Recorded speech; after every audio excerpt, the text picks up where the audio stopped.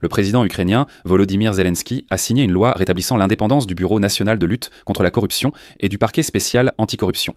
Comme l'a souligné le chef de l'État, cette loi garantit l'absence de toute influence ou ingérence extérieure dans le travail du Bureau national de lutte contre la corruption et du parquet spécial anticorruption. Voyons ce qui a changé depuis l'adoption du premier projet de loi 12 414, adopté par la Verkhovna Rada le 22 juillet. Comment les Ukrainiens ont-ils réagi à cela? Pourquoi l'Europe a-t-elle perçu cette démarche de manière positive et même retiré ses menaces de geler le financement pour l'Ukraine? Et pourquoi le chef du parquet spécialisé anticorruption d'Ukraine affirme-t-il tout de même que la pression sur les organes anticorruption en Ukraine va se poursuivre? Et il a révélé certains détails sur les raisons pour lesquelles tout ce tapage a eu lieu. Pourquoi l'équipe de Zelensky a-t-elle d'abord décidé de retirer l'indépendance des organes anticorruption? Il semble qu'ils l'ont rendu, mais en examinant la nouvelle loi, on comprend qu'ils ne l'ont pas fait complètement. Je suis Alexei Petchi. Nous sommes le 31 juillet, analysons ce sujet. Avant de commencer, je vous demande de vous abonner à cette chaîne, de mettre un like, d'écrire n'importe quel commentaire et surtout de vous abonner à ma chaîne Telegram Petchi News. Le lien se trouve dans la description de cette vidéo. Ainsi, le président de l'Ukraine, Volodymyr Zelensky, a apposé sa signature sur la loi tout juste adoptée par la Rada suprême concernant les modifications du code de procédure pénale de l'Ukraine et de certains actes législatifs ukrainiens. Concernant le renforcement des pouvoirs du Bureau national anticorruption d'Ukraine et du parquet spécialisé anticorruption. Je cite ensuite « Je tiens à remercier tous les parlementaires d'avoir adopté mon projet de loi, qui est désormais une loi. Une fois le document signé, le texte sera publié immédiatement. Ce sont des garanties pour le fonctionnement normal et indépendant des organes de lutte contre la corruption, ainsi que de tous les organes chargés de l'ordre public de notre État. Et comme l'a souligné Zelensky, cette loi garantit l'absence de toute influence ou ingérence extérieure, notamment grâce au contrôle aux détecteurs de mensonges.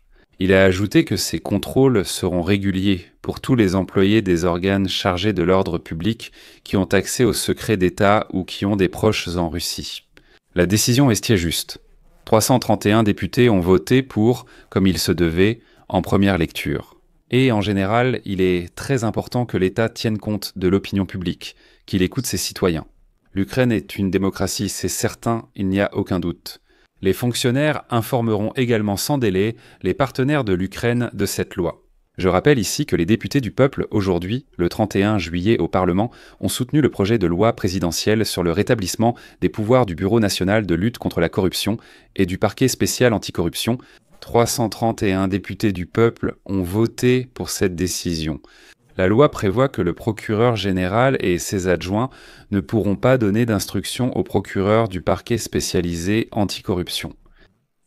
Les employés du parquet anticorruption ne sont subordonnés qu'au chef du parquet anticorruption, à son premier adjoint et à son adjoint. Il est également interdit au procureur général de donner des instructions aux détectives du Bureau national de lutte contre la corruption. Dans le même temps, les employés des organes anticorruption, comme les autres agents des forces de l'ordre, seront obligés de passer un test au détecteur de mensonges tous les 2 ans. Eh bien, comme toujours, le diable se cache dans les détails. Tout semble parfait à première vue. Mais le fait est que, selon la nouvelle loi, le procureur général de l'Ukraine peut obliger les organes d'enquête préliminaire à lui fournir les documents de l'enquête préliminaire en fixant des délais pour l'exécution de cette instruction. Autrement dit, il peut avoir accès au dossier du Bureau national de lutte contre la corruption et du parquet spécial anticorruption au stade de l'enquête préliminaire.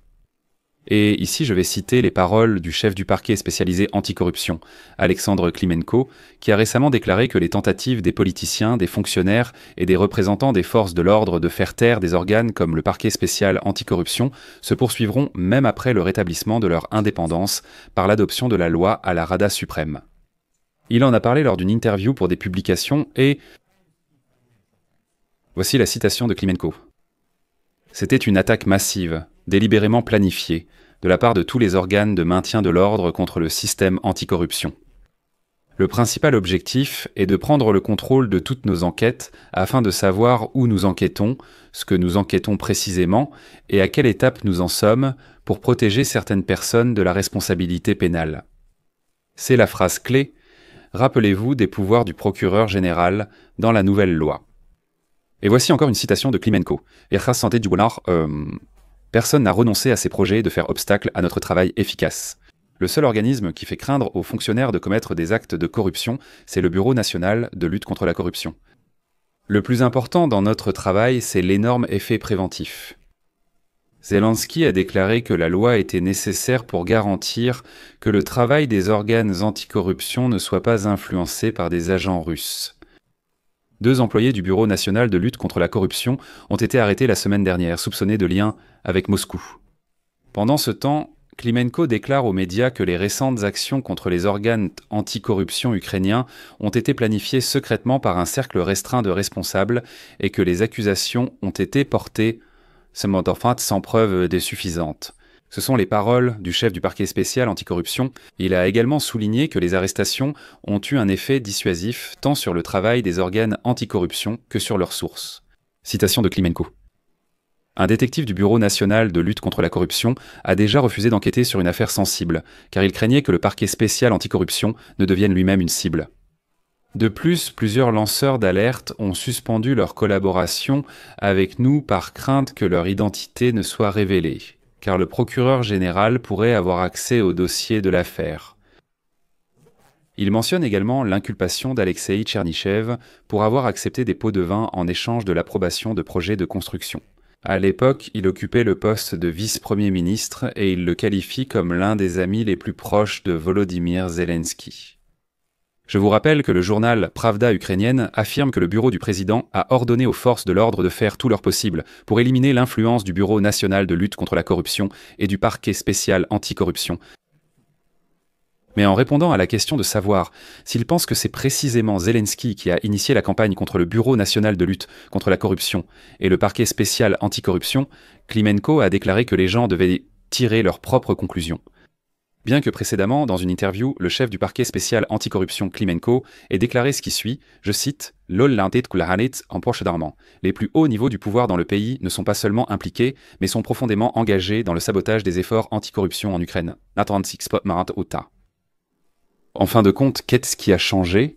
Le projet de loi numéro 12414, adopté par la Rada le 22 juillet, prévoyait que le procureur général d'Ukraine aurait accès au dossier des affaires. Le Bureau national de lutte contre la corruption pourra intervenir dans les activités du parquet spécial anticorruption, modifier la compétence des enquêtes et signer les notifications de soupçons.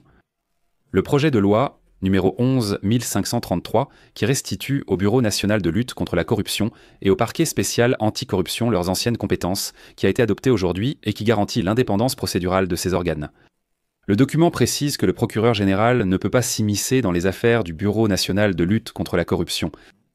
Le changement de compétence n'est possible qu'avec l'accord du chef du parquet spécial anticorruption et les décisions du parquet spécial anticorruption sur les questions procédurales restent entièrement indépendantes.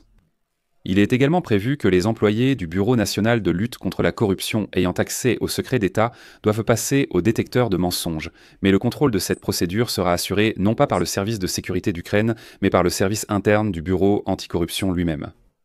Néanmoins, le procureur général, qui, je le rappelle, est nommé par le président, pourra tout de même avoir accès à certains éléments du dossier lors de la phase d'enquête préliminaire. Néanmoins, l'Union européenne a félicité l'Ukraine pour l'adoption de la loi sur le rétablissement des pouvoirs du Bureau national de lutte contre la corruption et du parquet spécial anticorruption. Selon eux, cette loi résout les principaux problèmes concernant l'indépendance des organes anticorruption en Ukraine, qui sont apparus à la suite du vote précédent. C'est ce qu'indique le communiqué de la Commission européenne. Je vais maintenant vous citer ce communiqué. Par le vote d'aujourd'hui, la Verkhovna Rada a rétabli les garanties clés de l'indépendance des organes anticorruption. À notre avis, la loi résout les principaux problèmes liés à l'indépendance du Bureau national de lutte contre la corruption et du parquet spécial anticorruption. Cependant, nous devrons vérifier le texte final. Le processus n'est pas terminé car l'adhésion future de l'Ukraine à l'Union européenne nécessitera des efforts continus pour combattre la corruption et respecter l'état de droit. Nous attendons de l'Ukraine qu'elle honore rapidement ses engagements et prenne des mesures décisives en matière d'état de droit. Nous continuons à suivre la situation de près et sommes de prêt à apporter notre soutien. Et surtout, l'Union européenne n'a pas l'intention d'arrêter l'aide financière à l'Ukraine. C'est ce qu'a déclaré aujourd'hui le représentant de la Commission européenne, Guillaume Mercier. Citation. « Je peux confirmer qu'il n'existe aucun projet de gel des fonds de l'Union européenne pour l'Ukraine. Il est important maintenant que l'Ukraine dispose d'organes indépendants de lutte contre la corruption et qu'elle mette en œuvre les réformes nécessaires au respect de l'état de droit. L'Union européenne a clairement exprimé sa vive préoccupation concernant la loi adoptée sur le Bureau national de lutte contre la corruption et le parquet spécial anticorruption la semaine dernière. Depuis nos sommet, nous sommes en contact étroit avec les autorités ukrainiennes pour rectifier la situation. Nos messages ont donc toujours été très clairs. L'Ukraine doit préserver des organes anticorruption indépendants. En général, pour l'instant, tout semble être revenu au point de départ, mais avec quelques petites modifications. Je vais mettre des points de suspension ici. Donnez votre avis et vos conclusions en commentaire sous cette vidéo. Abonnez-vous, activez la cloche et mettez un like. C'est tout pour aujourd'hui. Prenez soin de vous. À bientôt.